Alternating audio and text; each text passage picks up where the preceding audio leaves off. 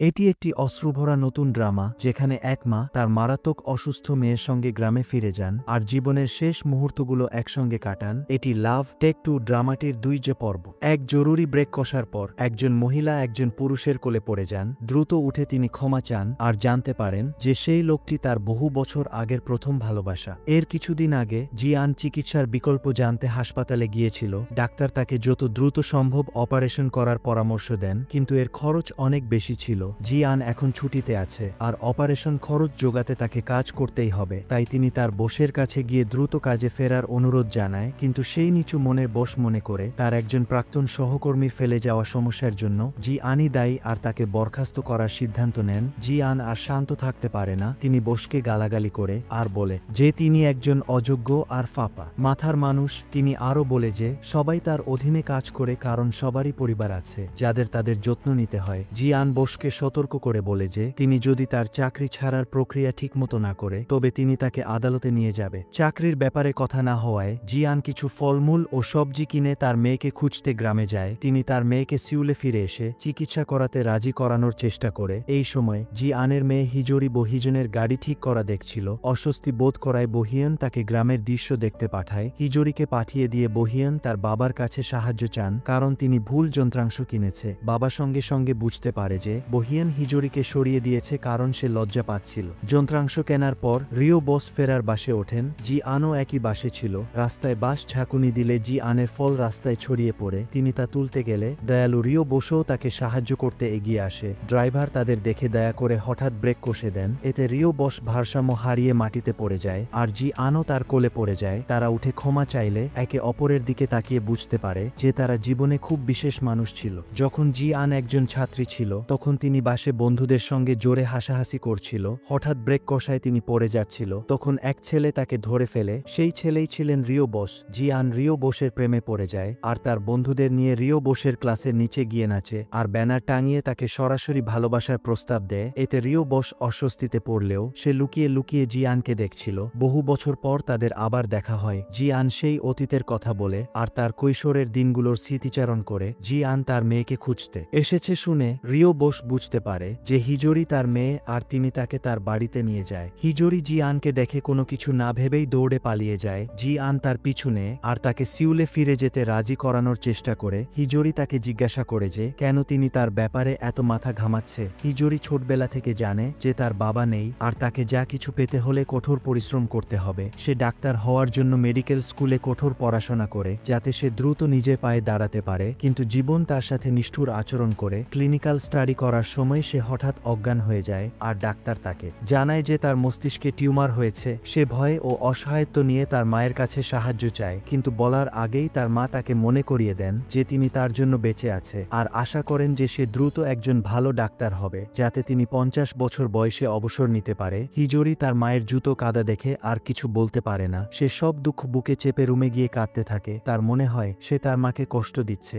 আর তার মা তার অবস্থা বুঝতে পারছে না। এখন তার মা যখন তাকে সিউলে ফিরে যেতে বলে তখন সে তাকে অনুরোধ করে তাকে জোর না করতে। হাসপাতালে ভর্তি হওয়া মানে ডাক্তার থেকে রোগী হয়ে যাওয়া আর তার এই পরিবর্তন মেনে নিতে সময় লাগবে। হঠাৎ খুব বৃষ্টি শুরু হয়। জিয়ান বৃষ্টির মধ্যে দাঁড়িয়ে হিজরিকে দূরে চলে যেতে দেখে। সে এক পরিত্যক্ত শিশুর মতো অসহায়ভাবে কাঁদতে থাকে। পাশে থাকা বহিয়েন মামের ঝগড়া দেখে জিয়ানের প্রতি সহানুভূতি দেখান আর হিজরির অবস্থা নিয়েও চিন্তিত হন। হিজরি বৃষ্টির মধ্যে সমুদ্রের দিকে দৌড়ে যায়। সে তার জীবনের প্রতিকূলতার জন্য ঈশ্বরের ওপর রাগ করে সে সমুদ্রে নেমে পড়ে আর হতাশা প্রকাশ করে। সে দুর্বল হয়ে পানিতে পড়ে যায় আর হাল ছেড়ে দেয়। সে ডুবতে থাকে। এমন সময় বহিয়েন লাফিয়ে পড়ে তাকে টেনে নিয়ে আসে। জিয়ান গোসল করে কাপড় পাল্টান। রিও বস তাকে সান্ত্বনা দিয়ে বলে যে তাদের দুজনেরই কিছু অনুশীলন প্রয়োজন। এই সময় জিয়ান ভেজা হিজরিকে ফিরে আসতে দেখে। হিজরি পানিতে পড়ে গিয়েছিল জেনে তিনি জানতে চান যে এটা অনিচ্ছাকৃত ছিল নাকি ইচ্ছাকৃত। তিনি একটি উত্তর চান কারণ তিনি ভয় পান যে তার মেয়ে কোনো ভুল পদক্ষেপ নিতে পারে। হিজরি আবার বলে যে অপারেশনের পরেও সে আর কতদিন বাঁচবে তা নিশ্চিত নয়। সে নিজের ইচ্ছামতো বাঁচতে চায়। হিজরিকে শান্ত করার জন্য রিও বস গরম খাবার তৈরি করে। দিনের বেলায় হিটস্ট্রোকে আক্রান্ত একজন গ্রামবাসী যাকে হিজরি বাঁচিয়েছিল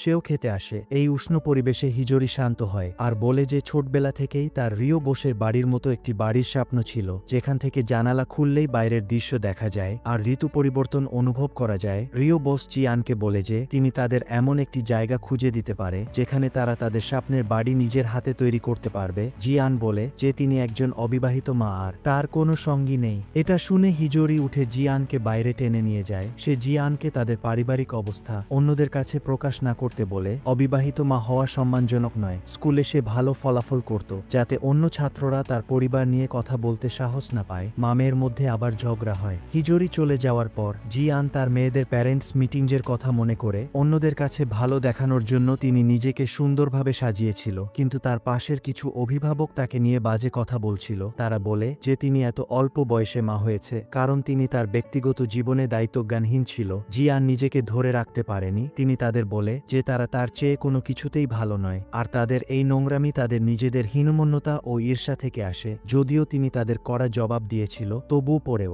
আশ্রমে গিয়ে তিনি কেঁদেছিল। এরপর থেকে তিনি অন্যদের কথার আঘাত এড়াতে নিজেই নিজেকে অবিবাহিত মা হিসেবে পরিচয় দিত, কিন্তু তিনি বুঝতে পারেনি যে এতে হিজরি কষ্ট পেত। বহিয়ন হিজরিকে তার ফুলের বাগানে নিয়ে গিয়ে তার মন ভালো করতে সাহায্য করে। তাদের মধ্যে কথোপকথন হয় আর তারা ঘনিষ্ঠ হয়। ফুলের বাগানে গিয়ে হিজরির মনের মেঘ কেটে যায়। হঠাৎ জিয়ান তার বন্ধুর কাছ থেকে একটি মেসেজ পান। তার এক সহকর্মী যার কাছে তিনি টাকা পান সে তার ৮০তম জন্মদিন পালন করছে আর জিয়ান এই সুযোগে তার কাছে টাকা চাইতে পারে। জিয়ান এতে রাজি ছিল না। হিজরি এটা সহ্য করতে পারে না। সে বহিজনকে তাদের গাড়ি নিয়ে যেতে বলে। তিনজন সেই সহকর্মীর বাড়িতে গিয়ে দেখে সেখানে ৪টি শিশু একা ও ক্ষুধার্ত অবস্থায় আছে। সবচেয়ে বড় শিশুটি তাদের বলে যে তার বাবা তাদের দাদির সাথে হাসপাতালে গেছে। করুণার বসে তারা বাড়িটি পরিষ্কার করতে, কাপড় শুকাতে আর শিশুদের জন্য খাবার তৈরি করতে সাহায্য করে। সবচেয়ে বড় শিশুটি তাদের সততার সাথে বলে যে তার বাবা দাদির সাথে হাসপাতালে যাননি, বরং একটি রেস্তোরাঁয় তার জন্মদিন পালন করছে। তিনজন রেস্তোরাঁয় পৌঁছান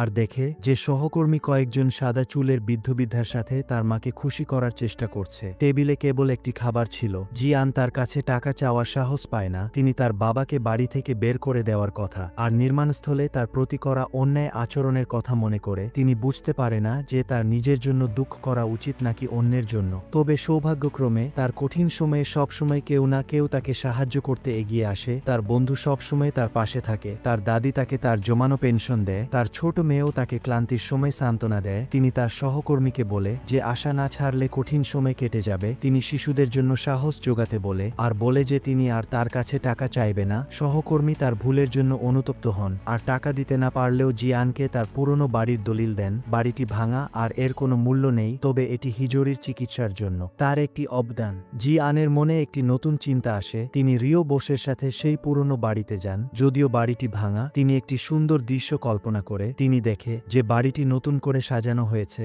আর হিজরি দরজার সামনে বসে রোদে হাসছে। এখানে এই ২ নম্বর পর্ব শেষ হয়। পরবর্তী পর্বের জন্য আমাদের ভিডিওটির লাইক, কমেন্ট, সাবস্ক্রাইব করুন। নেক্সট পর্বে দেখা হবে।